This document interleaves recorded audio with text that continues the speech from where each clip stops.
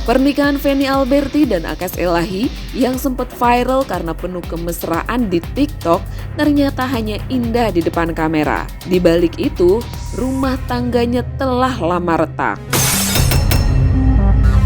Feni mengaku kerap diselingkuhi, bahkan tertular penyakit seksual dari suaminya sendiri. Yang memilukan nih guys, pernikahan mereka sejak awal tak tercatat oleh negara alias nikah siri. Hal ini membuat posisi Feni sangat lemah secara hukum. Hal ini pun menjadi sorotan salah satu pemuka agama, Ustadz Reza. Menurutnya, nikah siri memang sah di mata agama, tapi kerap jadi jalan licik bagi laki-laki untuk menghindari tanggung jawab. Ia menilai wanita selalu jadi pihak paling dirugikan atas inkrah nikah siri.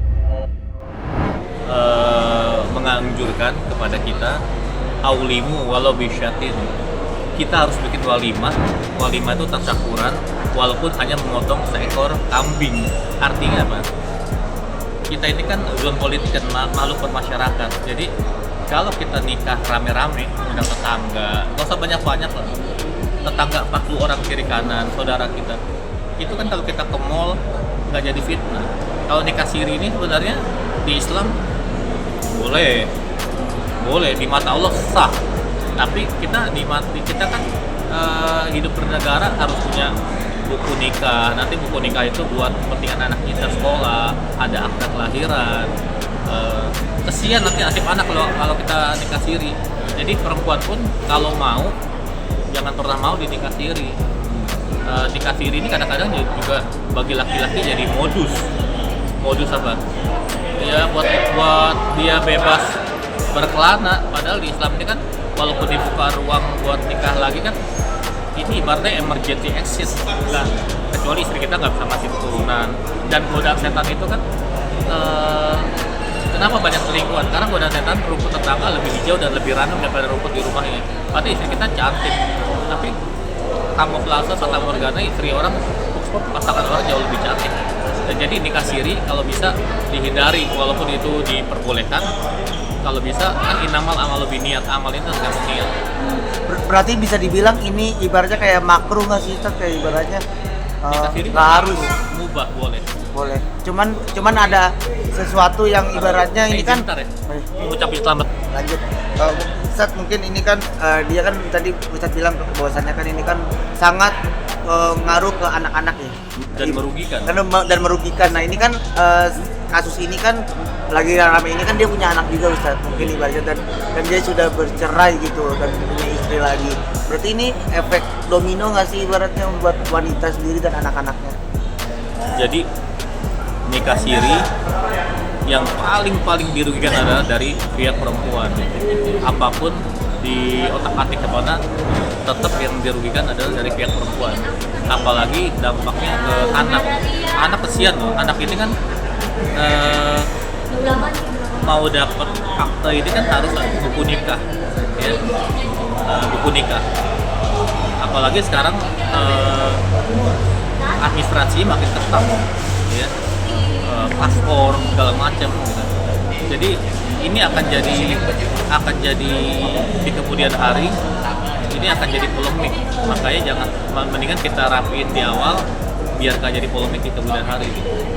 Berarti ini kan apakah misalkan sang istri bercerai nih dengan suami dengan nikah siri, akankah mendapat hak-hak seperti nikah resmi? Mungkin justru di situ, kalau kita nikah siri nggak akan pernah dapat hak dan memperjuangkan sampai ujung dunia pun akan kalah. Maka perempuan jangan pernah mau di nikah siri. Itu akal-akalan laki-laki aja. Walaupun di Islam tuh boleh untuk apa? Kita nggak divonis, nggak dikena sanksi zina, itu aja cuma segitu. Tapi masalah di kemudian hari ini akan jadi bom waktu. Masalahnya kecil, boom, meledak. Jangan ini. Kalau mau nggak apa-apa, kita faktor biaya kita nikah siri. Tapi kita fokus 6 bulan ini gimana kita harus bisa nikah lagi gitu. Makanya pas lagi bercerai mereka itu ada sidang isbat mungkin. Nah, sidang isbat sendiri dalam pandangan Islam seperti apa sih? Jadi kan kalau perceraian ini kan sebenarnya dibolehkan kalau rumah tangga nggak sehat. Fungsi rumah tangga itu kan litasku nilai agar kita tenang batin. Dan kita menciptakan suasana yang sakinah mawaddah warahmah, bagaimana doa dari orang-orang. Tapi kalau pernikahan nggak sehat, boleh bercerai boleh, tapi perceraian itu sesuatu yang mubah boleh, tapi sangat dibenci oleh Allah. Terbukti nih guys, kini Feni harus berjuang ke pengadilan tidak hanya untuk bercerai, tapi juga mengesahkan pernikahannya dan status anak-anaknya. Di mata hukum, mereka harus membuktikan apa yang seharusnya sudah sah sejak awal. Jika saja memang ada niat baik dan ikatan resmi ditegakkan. Rasulullah bersabda, tahu nggak sesuatu yang paling dibenci sama Allah apa? Perceraian. Allah ini paling marah kalau singgasananya terguncang. Tahukah Anda apa yang dapat mengguncang singgasana Allah? Perceraian. Karena apa? Perceraian ini bukan hanya memutus silaturahmi antara pria dan wanita, tapi memutus silaturahmi dua keluarga besar. Nah, apalagi lu nuntut cerai, enak laki-lakinya kalau siri. Saya talak 3 kamu. Sedangkan perempuan dimanapun pasti akan jadi pihak yang dirugikan. Jadi enak di lu, enak di gua kan sebenarnya. Kalau perempuan yang cerdas itu jangan pernah mau dinikah siri. Berarti menjadi modus laki-laki juga ya Ustaz, karena kan dia kan udah selama ini kan udah punya, sekarang istri ketiga nih, dia kan udah punya istri ketiga gitu. Nah, mungkin tanggapannya gimana? Nah, jadi ini kembali lagi innamal a'malu binniyat, amal itu gimana niat. Jadi kalau laki-laki niatnya, saya ini zaman lagi susah nih, lagi perang global, saya pasti saya akan nikahin kamu.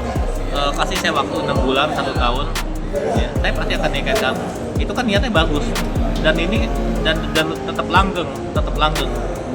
Berarti niat dia itu bagus. Tapi kalau umpama niatnya cuman main-main, yang penting ada status, yang penting kelihatannya serius sama calon mertua. Itu kejadian pasti dia akan nikah lagi, karena akan nikah lagi. Walaupun Islam memberikan pintu untuk poligami, tapi kan ini emergency exit, nggak bisa kita jadikan alibi. Dan tadi juga aku sedikit ingin menanyakan soal nafkah after cerai, misalnya setelah cerai untuk anak-anaknya mungkin. Kan tadi dalam hukum negara kan sulit mendapatkan itu ya. Nah, tapi secara hukum Islam sendiri ada nggak sih ibaratnya menjelaskan hal tersebut? Tadi kan cuman ibaratnya kayak memperbolehkan untuk tidak zina aja gitu Ustaz, kalau secara nikah siri sendiri. Soal nafkah. Jadi, kalau di Islam ini ya, kita niatkan, apalagi kalau nikah siri ini udah melahirkan anak. Kita lari ini ke, kalau dia bisa lari dari kewajiban. Lu ngapain nuntut gua? Kita kan udah cerai gitu. Ya. Sebenarnya kewajiban ini baik nikah siri maupun nikah resmi wajib untuk menafkahi. Nah, makanya rugi kalau perempuan nikah siri. Nuntut apa? Nuntut waris.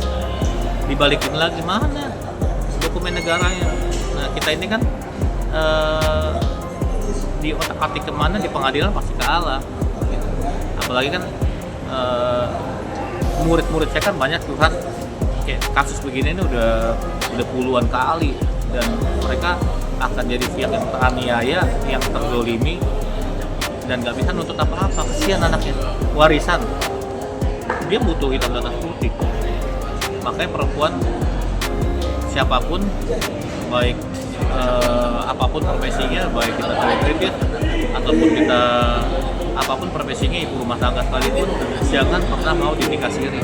Oh, berarti sulit sekali ya Ustaz, ibaratnya terkait nafkah untuk anak setelah cerai. Di Islam kan ada konsep yashiru wala tu'ashiru, mudahkan urusan orang, jangan kita sulit.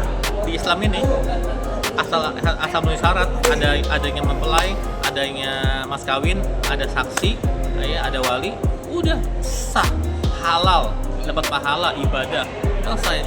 Islam itu mudah, tapi jangan digampang-gampangin, tapi jangan dipersulit juga gitu. Jadi agama ini di tengah-tengah, wasaton, di tengah-tengah, jangan kita bikin sulit, jangan kita bikin gampang, dienteng-entengin ya. Oke, terakhir mungkin Ustaz pesan untuk mungkin orang keluarga yang di luar gitu mungkin. laki-laki maupun perempuan, apa sih pesan untuk mereka dari Ustadz sendiri terkait nikah siri gini loh gitu, nikah resmi Nih ya, gini loh Ustadz. poinnya gini, di surat Al-Hujurat Allah ciptakan laki-laki dan perempuan untuk saling mengenal. Jadi mengenal ini lintas etnis, lintas geografis, lintas negara, lintas budaya. Nah, tapi jangan seenaknya aja. Kadang-kadang kalau ada orang asing nikah kawin kontrak, dia nggak pernah berpikir. Dulu kan di Puncak juga heboh kan, ada satu kampung kawin kontrak. Begitu tugasnya di Indonesia ini berakhir juga hubungan. Yang dirugikan siapa? Kalau mereka punya momongan 2 orang 3 orang anak, jadi kesian anaknya. Sedangkan mereka mungkin kontraknya gede. Sekarang duit berapapun habis, cukup buat berapa tahun sih? Paling hebat setahun 2 tahun juga habis. Taruhlah 200 juta 300 juta. Sekarang apa-apa mahal. Jadi perempuan cobalah berpikir visioner jauh ke depan, berpikir drawasih, meneropong ke depan. Gimana nanti nasib anak saya yang butuh dokumen itu? Kecuali suaminya tanggung jawab, Dek, abang nikah siri dulu ya, tapi nanti sambil jalan abang perbaiki dokumennya. Kalau perlu nikah resmi kali lagi, ya nggak apa-apa diulang, nggak apa-apa. Orang kita kalau wudhu aja kentut diulang lagi nggak apa-apa.